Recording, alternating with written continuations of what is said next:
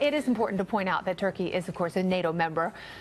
Let that sink in. They're supposed to be on our side. And yet, they're calling on the Arab world to rise up against our closest ally, Israel, the only real democracy in the Middle East. So what does this mean for any hope of peace in the region? Joining me now, New York Times opinion writer and editor Bari Weiss is here. Nice to see you. Nice to see you, Kennedy. All right, so let's talk a little bit about this.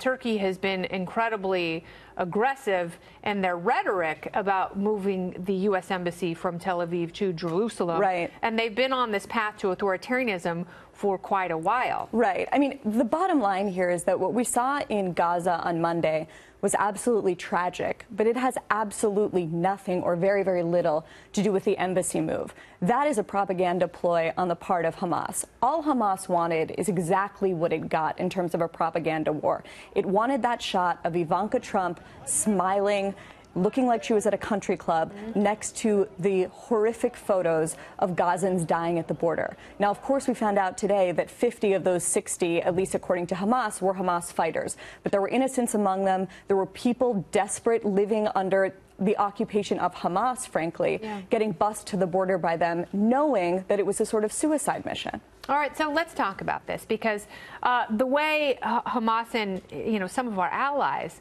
are posing it, they're saying, these people, they just wanted to push over the border and come in and peacefully protest, just like the Women's March. Right. Is that what they wanted to do? Is that what Hamas wanted? They just wanted to wave some signs and let people know that they had some reservations with the embassy move. Right. So there's this very strange idea that if only Israel had allowed people to breach the border, then somehow they would have set up an encampment and saying kumbaya. This beggars belief. I mean, you have leaders of Hamas saying, our goal is to go over the border and tear their hearts out. I mean, that's a direct quote from one of the Hamas leaders. You have average Palestinians who are saying, when asked by Washington Post reporter, New York Times reporter, what's your goal? And they're totally unabashed about it. They say, our goal is to get over the border and kill and burn as many Jews as possible. Yeah. Now, this is people, I don't want to be unclear about where I stand on the humanitarian situation in Gaza.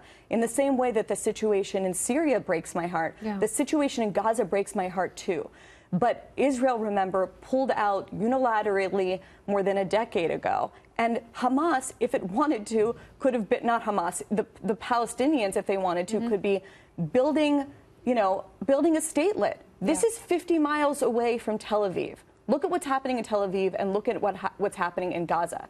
Unfortunately, Gazans, innocent people, almost 2 million of them, are being held under the boot. Yeah, they're held. They're of a terrorist held hostage, and that is what Hamas is.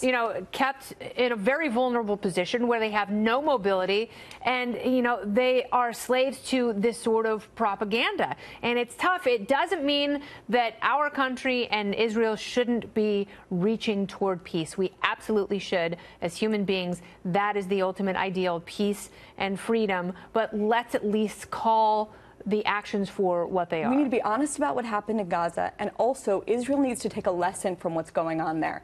If Israel wants to avoid, eventually there is going to be a Palestinian state in the West Bank.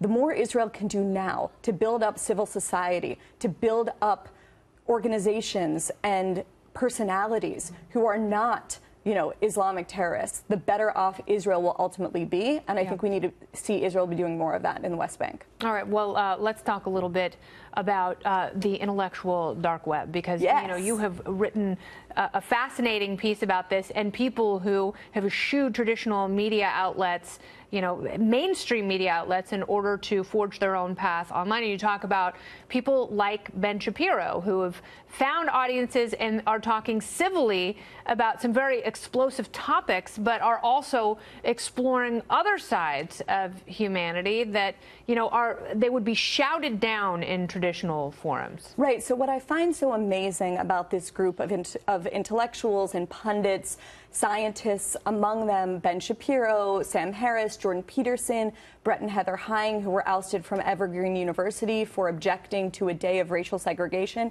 What I find amazing about them is, you know, throughout modern American history, you have sort of people that have been mugged by reality, right? You had the neoconservatives who started out as sort of Trotskyites and then made their way to the right. What's amazing about the people in this group is they've sort of remained intellectually diverse, and they have a sort of ongoing civil conversation with each other. So, you know, oftentimes on Twitter, where you see people attacking each other in the mainstream, you know, for their sort of villainizing them for having a different idea, at least in this group, they're trying to have a civil conversation. Yeah, it's really interesting. And what they do have in common, because they come from very different places and they end in very different places, is they're paradigmatic misfits. They're people who don't fit in traditional paradigms, whose, you know, these establishment projections, whether it's ultra-progressivism or neoconservatism, they don't fit comfortably, and so they're having to find their own identities. We're going to post your column because it was really fascinating. Thank you so much for the discussion. I hope you come back. Thanks for having me. Bari Weiss, New York Times. How about that?